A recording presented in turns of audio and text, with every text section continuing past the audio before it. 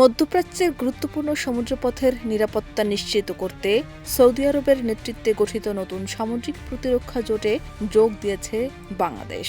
বাব এল মানদেব প্রণালী, লোহিত সাগর ও এডেন উপসাগরে নৌ চলাচলের স্বাধীনতা এবং আন্তর্জাতিক বাণিজ্যিক রুট সুরক্ষাই এ জোটের মূল লক্ষ্য। ৩০ জুলাই সৌদি আরবের প্রতিরক্ষা মন্ত্রণালয় এক বিবৃতিতে জানায়, মাল্টিন্যাশনাল মেরিটাইম ডিফেন্স অ্যালায়েন্স সদস্য দেশগুলোর মধ্যে সামুদ্রিক নিরাপত্তা ও প্রতিরক্ষা সহযোগিতা জোরদারে কাজ করবে।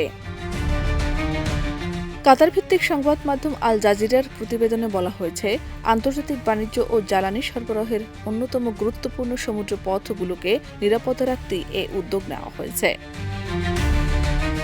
সৌদি আরবের তথ্য অনুযায়ী আমন্ত্রিত ৫১টি দেশের মধ্যে ৪৩টি দেশের প্রতিনিধি জোট গঠনের বৈঠকে অংশ নেয়।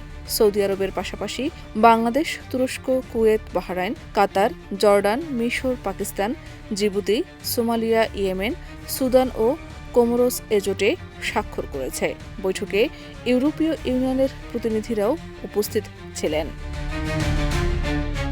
জোটের কার্যক্রমের মধ্যে থাকবে গোয়েন্দা তথ্য বিনিময়, যৌথ অপারেশন পরিকল্পনা, সামরিক মহড়া এবং প্রয়োজন অনুযায়ী সমুদ্রে যৌথ অভিযান পরিচালনা। তবে সৌদি কর্তৃপক্ষ জানিয়েছে, এটি সম্পূর্ণ প্রতিরক্ষামূলক উদ্যোগ এবং কোনো নির্দিষ্ট রাষ্ট্রকে লক্ষ্য করে গঠন করা হয়নি।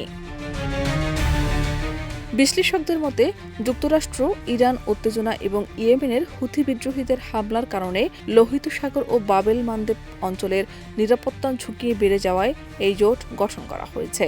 বিশ্বের মোট সামুদ্রিক বাণিজ্যের প্রায় ১০-১২% এবং প্রতিদিন কয়েক মিলিয়ন ব্যারেল তেল এই পথ দিয়ে পরিবাহিত হওয়ায় জলপথটির নিরাপত্তা বৈশ্বিক অর্থনীতির জন্য অত্যন্ত গুরুত্বপূর্ণ। শাহনাজ পারভীন, দেশ রূপান্তর।